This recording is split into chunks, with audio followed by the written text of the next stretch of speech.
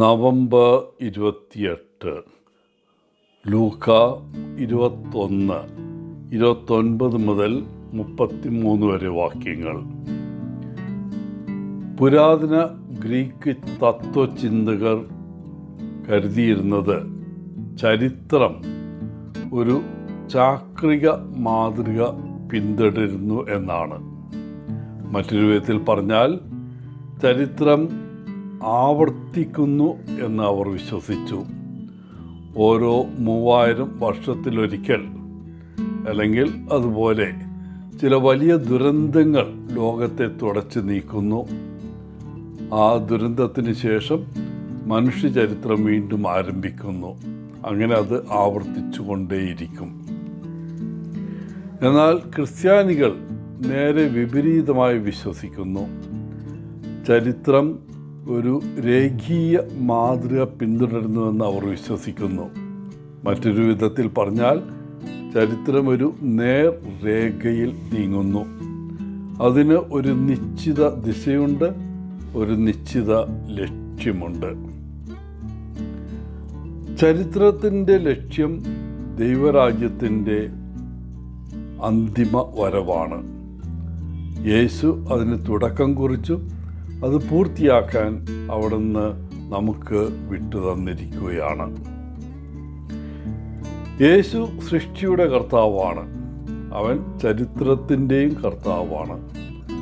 അവൻ കാലത്തിൻ്റെ തുടക്കത്തിലായിരുന്നു, അതിൻ്റെ അവസാനത്തിലും ഉണ്ടായിരിക്കും. ആൽഫയും ഒമേഗയും ആണ്. ലോകത്തിൽ എന്ത് സംഭവിച്ചാലും അതെല്ലാം തീർച്ചയായിട്ടും അവൻ്റെ നിയന്ത്രണത്തിലാണ്. എന്നാൽ ചില സംഭവങ്ങൾ ഉണ്ടാവുന്നത് നമ്മെ പഠിപ്പിക്കുന്നതിനോ ഉണർത്തുന്നതിനോ വേണ്ടി ദൈവം അനുവദിക്കുന്നതാണ്. ലോക സംഭവങ്ങളെയും പ്രകൃതി പ്രതിഭാസങ്ങളെയും ഇന്നത്തെ സുവിശേഷത്തിലെ അത്തിമരം പോലെ നമ്മെയും ലോകത്തെയും കുറിച്ചുള്ള തൻ്റെ ഇഷ്ടത്തെക്കുറിച്ചുള്ള അടയാളങ്ങളായി ദൈവം ഉപയോഗിക്കുന്നു. എന്നാൽ പലപ്പോഴും നമുക്ക് ഈ അടയാളങ്ങൾ കാണാൻ കഴിയുന്നില്ല. നമ്മുടെ അഹങ്കാരം, നമ്മുടെ തെറ്റായ പ്രത്യയശാസ്ത്രങ്ങൾ, തിരക്കേറിയ ഷെഡ്യൂളുകൾ തുടങ്ങിയവ നിരവധി കാരണങ്ങളാൽ നാം അന്ധരായി പോകുന്നു. ലോകവും അതിലെ എല്ലാ വിലയേറിയ ധാതുക്കളും ഒരിക്കൽ കടന്നു പോകും.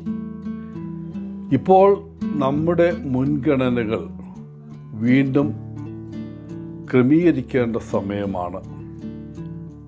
നിത്യമായ വചനത്തിൻ്റെ ഉറവിടമായി യേശുവിലേക്ക് തിരിയേണ്ട സമയമാണിത്. നമുക്ക് ചുറ്റുമുള്ള അടയാളങ്ങളിൽ ശ്രദ്ധ ചെലുത്താൻ തുടങ്ങാം. പ്രാർത്ഥനയിലൂടെയും ബൈബിൾ വായനയിലൂടെയും ധ്യാനത്തിലൂടെയും പരിശുദ്ധാത്മാവിൻ്റെ പ്രേരണകളുമായി നാം പൊരുത്തപ്പെടുന്നു. ഈ രീതിയിൽ ദൈവം തൻ്റെ തിരുവിഷ്ടം നിറവേറ്റാൻ നമുക്ക് അവ വെളിപ്പെടുത്തും. അവസാന സമയം വരുമ്പോൾ നാം തയ്യാറായിരിക്കുകയും ചെയ്യും. നമുക്ക് എപ്പോഴും ആശ്രയിക്കാവുന്ന ഒരു യാഥാർത്ഥ്യമുണ്ടെന്ന് യേശു നമുക്ക് ഉറപ്പ് നൽകുന്നു. ആകാശവും ഭൂമിയും കടന്നു പോയേക്കാം, പക്ഷേ എൻ്റെ വാക്കുകൾ അല്ലെങ്കിൽ എൻ്റെ സ്നേഹം ഒരിക്കലും കടന്നു പോവുകയില്ല. ജീവിതം ദുഷ്കരമോ വേദനാജനകമോ ആശയക്കുഴപ്പമുണ്ടാക്കുന്നതോ ആയിരിക്കുമ്പോൾ ഓർക്കുക, യേശു നമ്മോടൊപ്പമുണ്ട്.